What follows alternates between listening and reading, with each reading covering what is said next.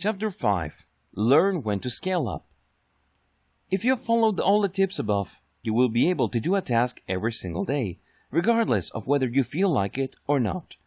You will be able to put one foot in front of the other, regardless of how tired you were from the previous day.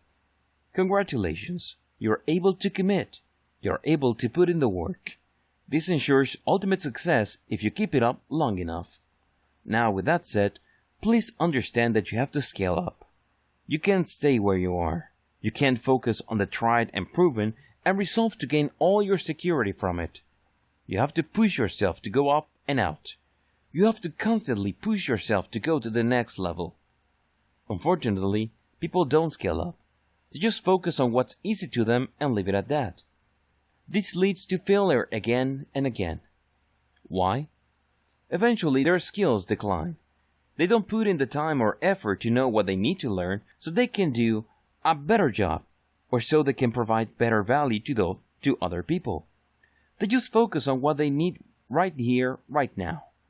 As good as you are, eventually, this mindset is not going to enable you to achieve your big objectives. You're clinging too tightly to your comfort zone. Understand that you have to scale up.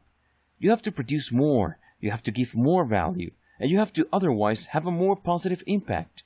You can't just focus on doing a good job and settling for good enough. You have to focus on becoming the very best you can be. So how exactly do you scale up? How do you get closer and closer to the very best version of you?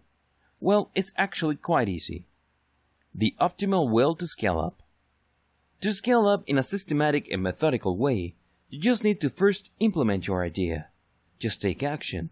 You have a plan. You have a clear understanding of what you need to do. Just do it. Implement. Execute. This might seem straightforward, but you'd be surprised as to how many people screw this up. They think about all sorts of amazing possibilities. They allow themselves to feel good about how smart they are because they can think about all these things, but they refuse to take action. They find excuse after excuse, or worse yet, they blame other people, and the end result is the same. They don't take any action. Their hopes and dreams remain far and distant. Execute, implement, do it today. Next, once you've taken action, you know whether you are getting the maximum amount of results and the highest quality that you could hope for. You'd be blind to be clueless regarding this.